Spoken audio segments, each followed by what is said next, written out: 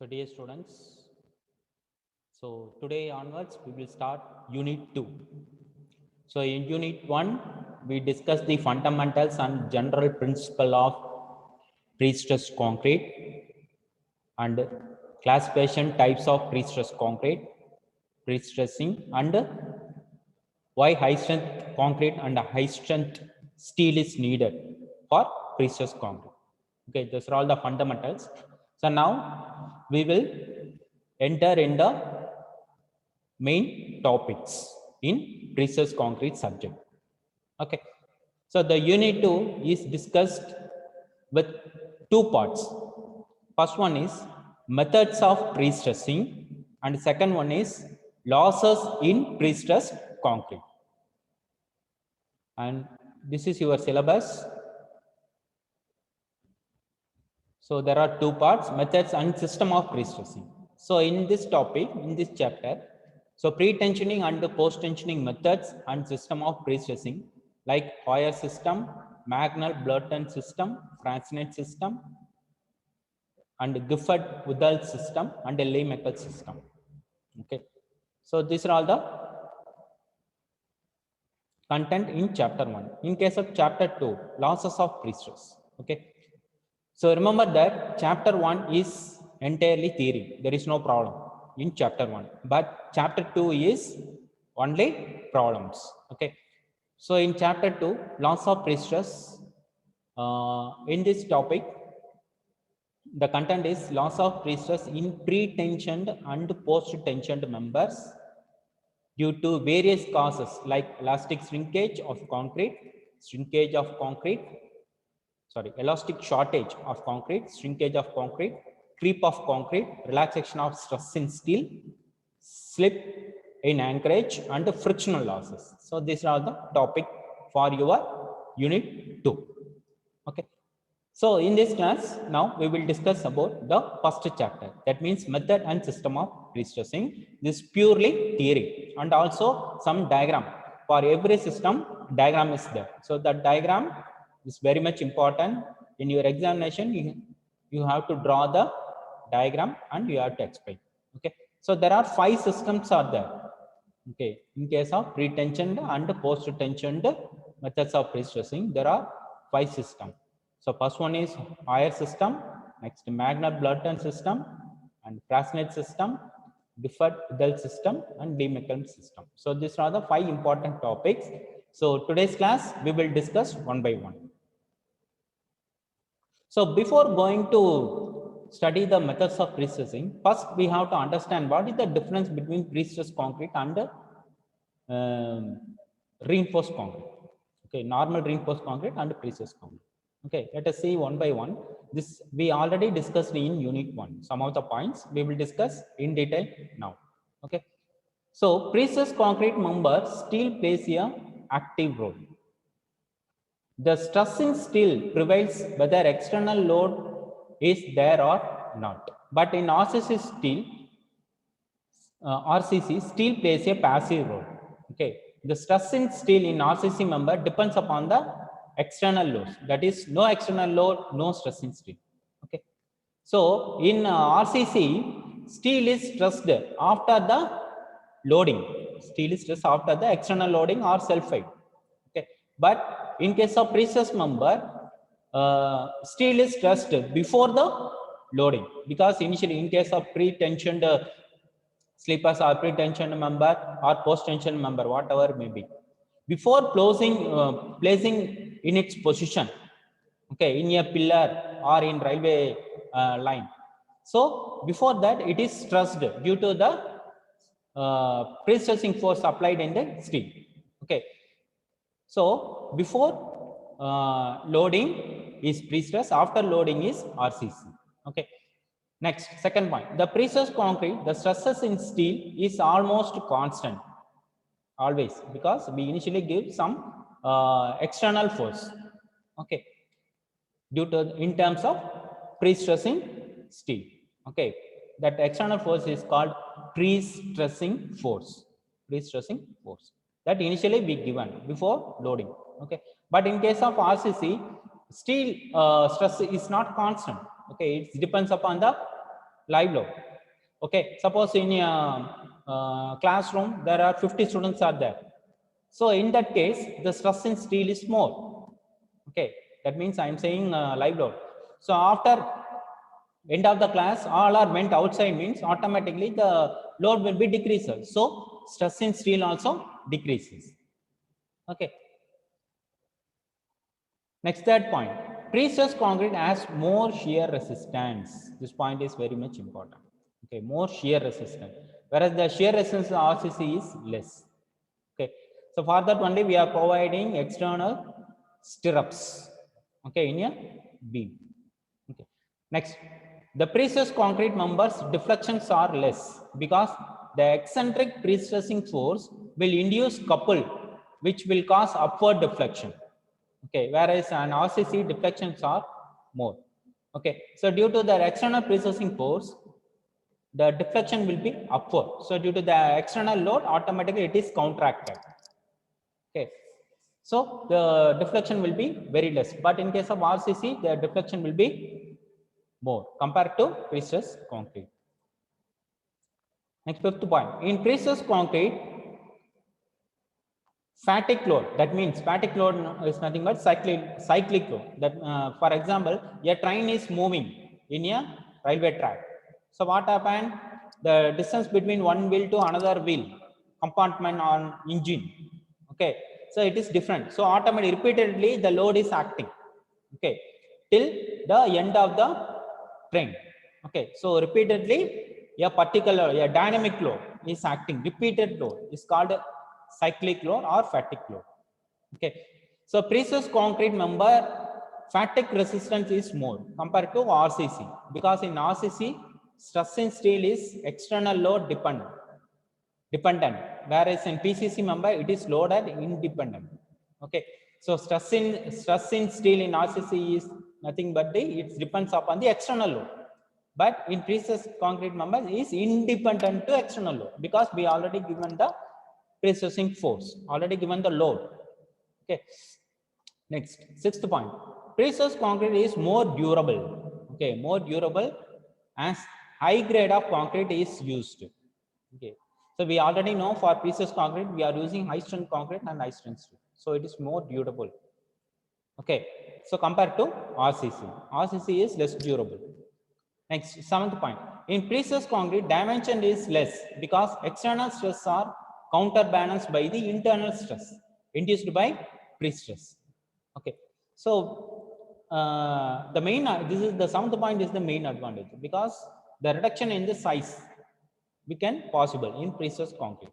Therefore, reaction on column and footings are less, as a whole quantity of concrete is reduced by 30%. So if cross section is reduced, concrete density also reduced. Okay, so that concrete density reduced, that entire structure self height also reduced. Okay, so concrete is reduced by 30% and steel is reduced by 60 to 70%. Okay, RCC is uneconomical for long span. RCC is uneconomical for long span because in RCC dimension of sections are large, requiring more concrete and steel. Okay, suppose if you consider a 10-meter span, 10-meter span. If you constructed in RCC, the depth of the beam is around 1 meter. But in case of pre-stressed concrete, we can do concrete within the depth of 500 mm. So automatically concrete requirement is reduced, density is reduced. Okay. So moreover, as self height increases, more reaction acted on columns and footing, which requires higher size. Okay, definitely the size will be more. In case of RCC, density also more and self height also will get more. Okay, so we have to provide extra large reinforcement. These are all the main advantages compared to RCC structure. So this 7 point is very, very important point.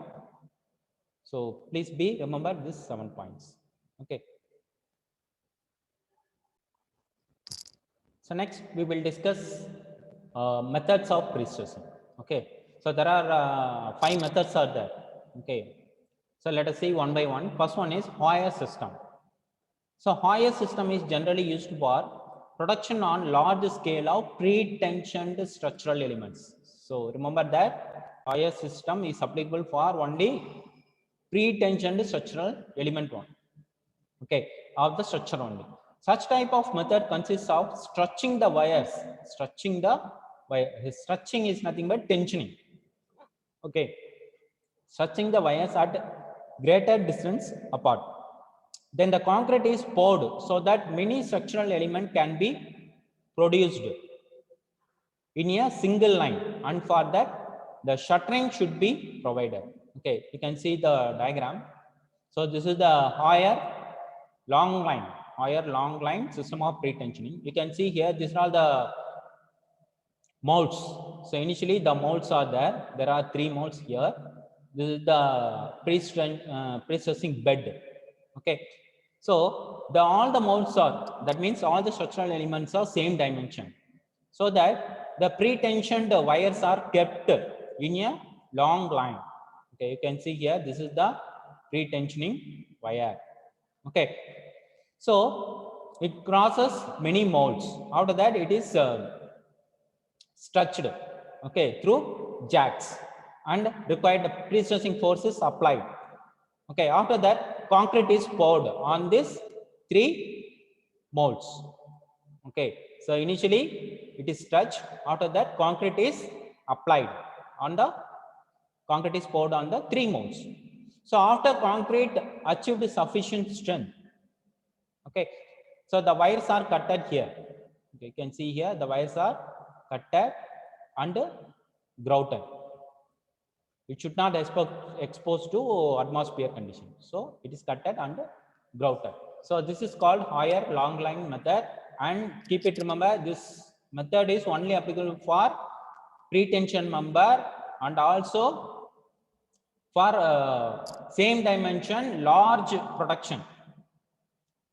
Okay, same dimension member, and also it should be produced large production, so that it is very useful. You can see here this is the live picture. You can see this is the abutment. This is called abutment. So here these are all the jacks from through the pre-stressing force is applied, and these are all the members. You can see here same size of members, lot of members is there. Okay, so we can't so it is not possible to do each member.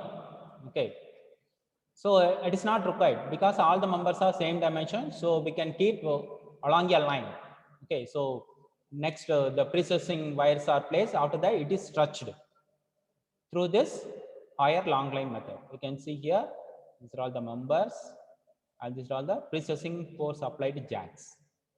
Okay, so finally after pouring concrete, it is achieved sufficient strength at 28 days. Finally it is cutted, okay, at the end of the each element. Okay, so this method is very much useful for pre-tensioned member, that means smaller size members, say poles, concrete sleepers, small I beams or T beams. So for that members this Hoyer long line method is used. Okay,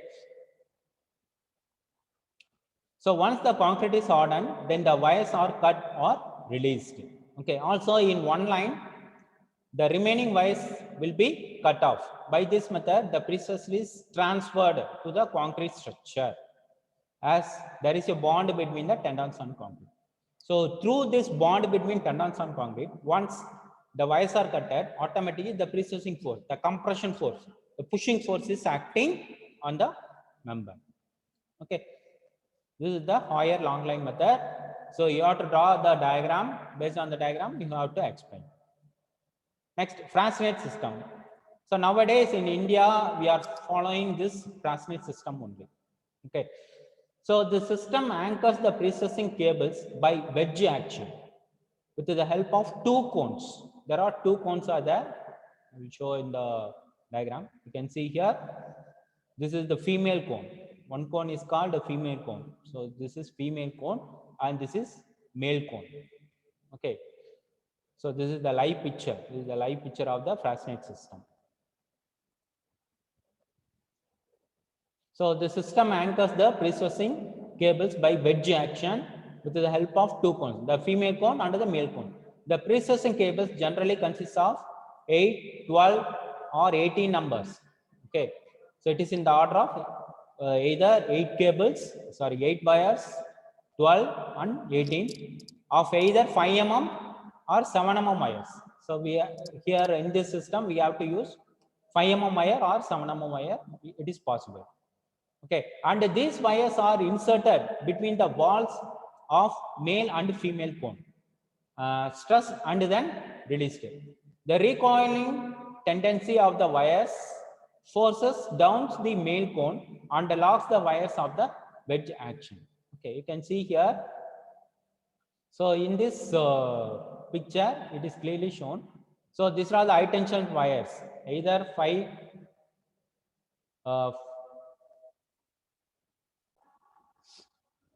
so these are all the 5 mm wires or 7 mm wires. It may be 8, 12 numbers. So it is inserted in the male cone. After that, it is placed in the female cone. And then it is stretched in the jack. You can see here, it is stretched. Okay. So some amount of pre-stressing force is applied. Such means is nothing but it is tensioned. A pulling force is acting through this jack. Okay. So no further recoiling of the wires is possible, and these are permanently anchored to the concrete members. Okay. So after stretching, it is anchored in the concrete at the end of the beam.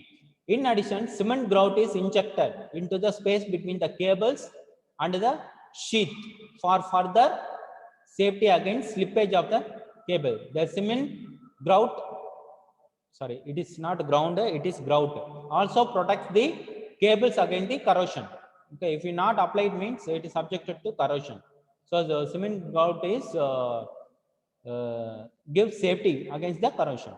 Next, both the male and the female cones are made up of high grade concrete with closely spaced spiral reinforcement.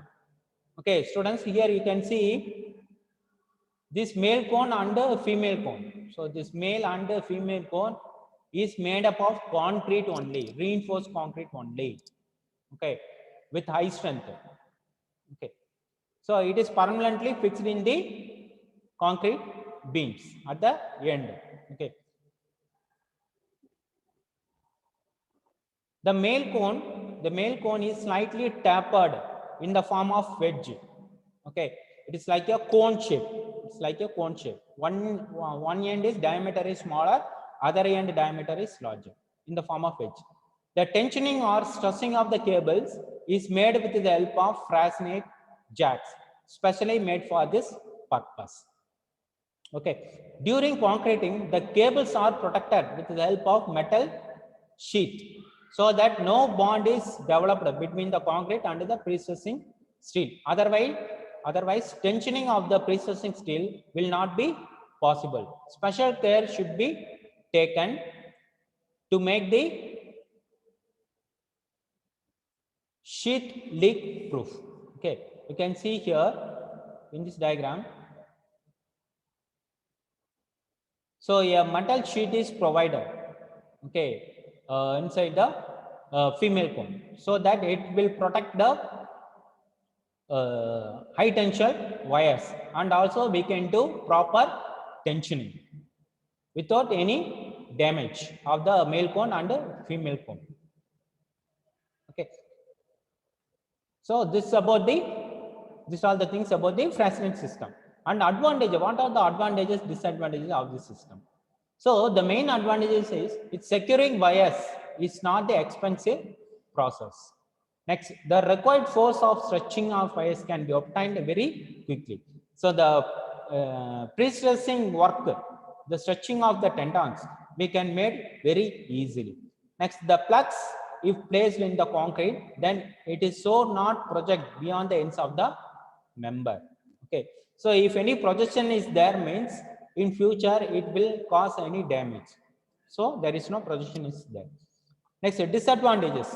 All the wires of cable should be stretched together in this system, and therefore the stresses in the wires developed may not be exactly the same. Okay, all the wires of cable should be stretched together in the system, and therefore the stresses in the wires developed may not be exactly the same.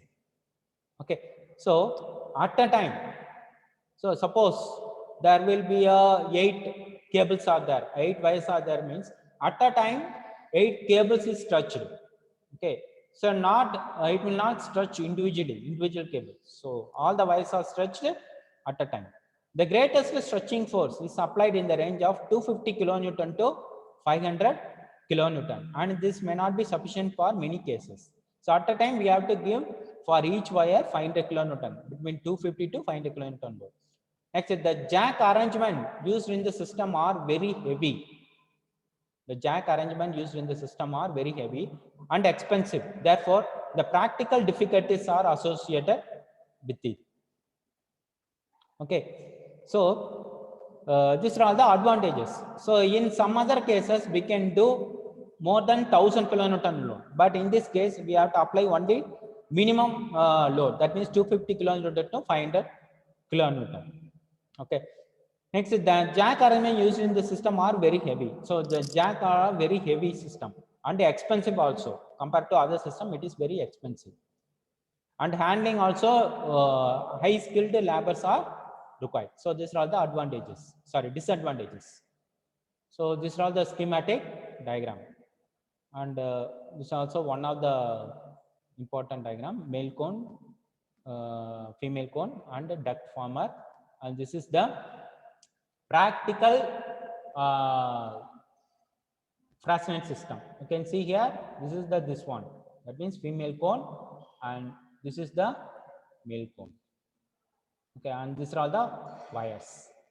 Okay, so cables are placed in the female cone. So next come to Magnel-Burton system.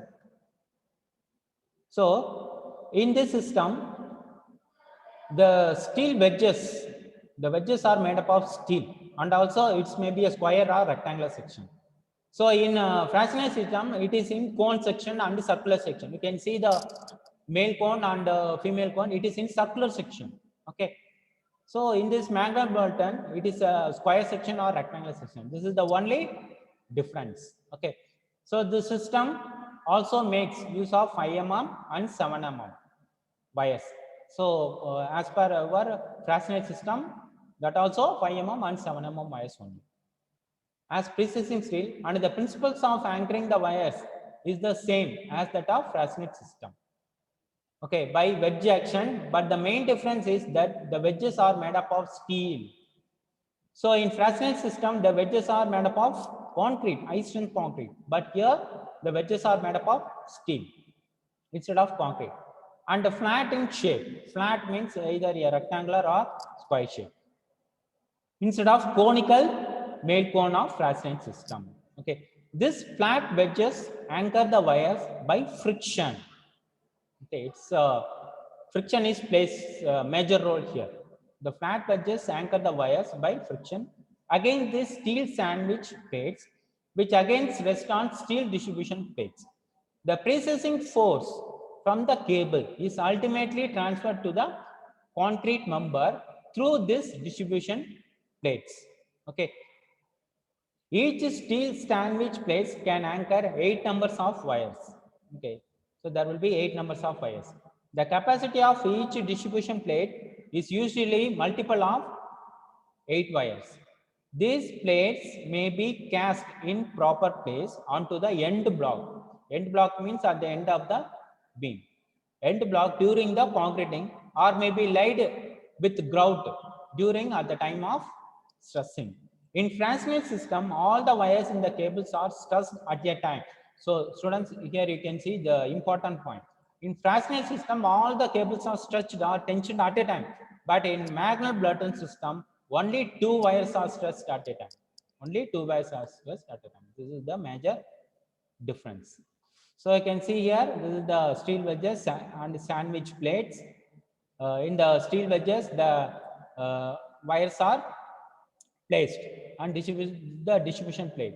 So after the stretching of wire, the steel sandwich plates are placed in the end block. Okay. So the 8 wires are stressed, pre-stressed individually. So next system is Gifford-Udall system. Okay. So the diameter of wires usually in these systems are 4 mm, 5 mm, and 7 mm wires. Okay. The anchorage units consist of one thrust ring, one bearing plate, and anchorage grips. Okay. The anchorage grip is called steel cylinder. Steel cylinder having tapered hole inside through which split. Okay. Tapered steel wedges is inserted. The wire to be anchored is passed through the steel wedges, pressed between two halves. Okay. In this system, each wire is anchored by independent grip, and therefore any number of wires may be arranged in each unit. Okay. Students, now you can see here, this is the Gifford-Udall system. There will be a split cone, conical split cone is there, and one female cone is there. Okay. So through this split cone and female cone, the wires are inserted. You can see here, this is the female cone cross section. This is the split cone. This is the split cone shown here, and this is the female cone shown here. This is the high tension wires, and this is the bearing plate. This is the bearing plate, and this is the concrete portion. This is the concrete portion. Okay. So through this split cone and female cone, the wires are inserted and stretched. Okay. So the cylindrical grip is nothing but that split cone. Cylindrical grip bears against steel bearing plate through which a number of holes are drilled to facilitate passage of wires to be anchored. The bearing plate bears against the thrust ring, which ultimately transmit the pressing force to the concrete member. Okay, so this is the Gifford-Udall system. So next, Lee-Meckel system. So in this Lee-Meckel system, this is the diagram of the Lee-Meckel system. This is the end block, and also this is the end plate, and nuts, bolts and nuts are used. Okay.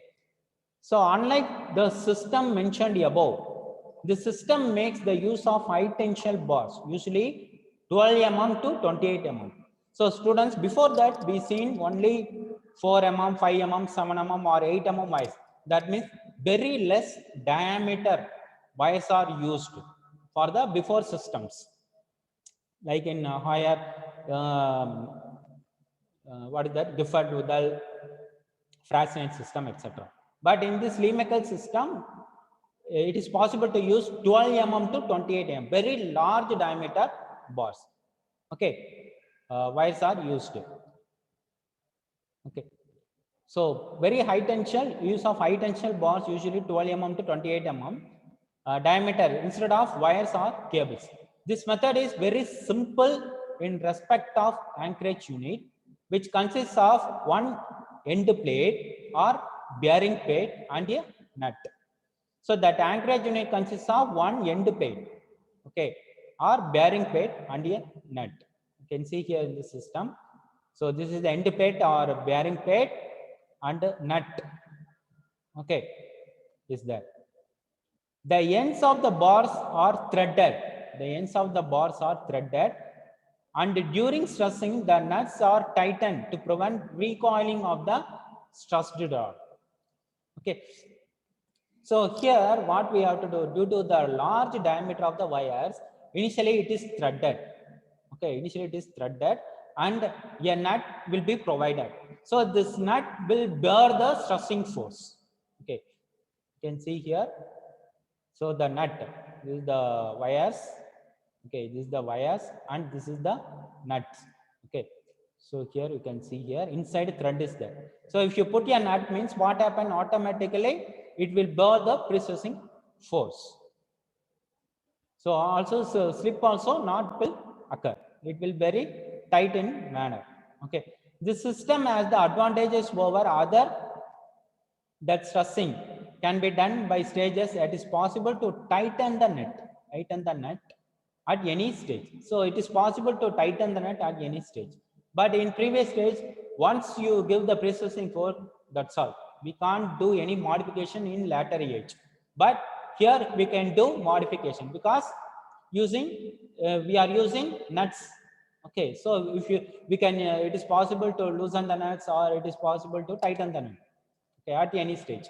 The loss of pre-stress due to creep and relaxation of steel, okay, etc. Most part of which occurs at the early days after pre-stressing can be reduced if the bars are pre-stressed afterwards. Okay, so the loss due to creep and relaxation and other losses which occurs yearly days of the pre-stressing. So this all we can avoid. That means losses is very less in this Lee-Meckel system.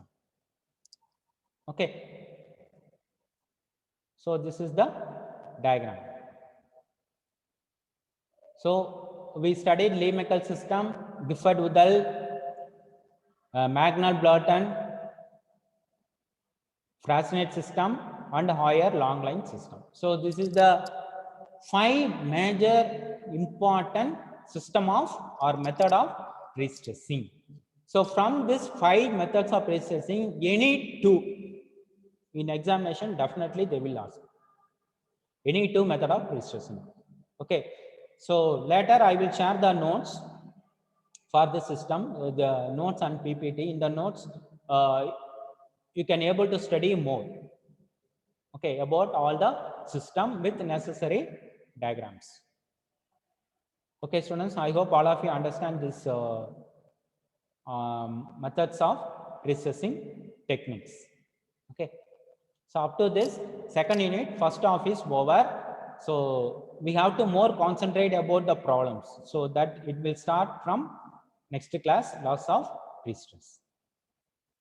Thank you, students.